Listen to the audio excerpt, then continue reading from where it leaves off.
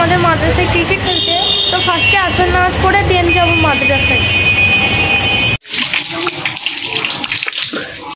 আমার অজু করা শেষ, এখন যাব হচ্ছে মসজিদে নামাজ পড়তে।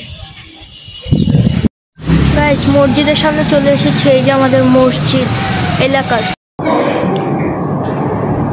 আমার নামাজ পড়া শেষ, তো এখন চলে এসেছি মাদ্রাসার সামনে।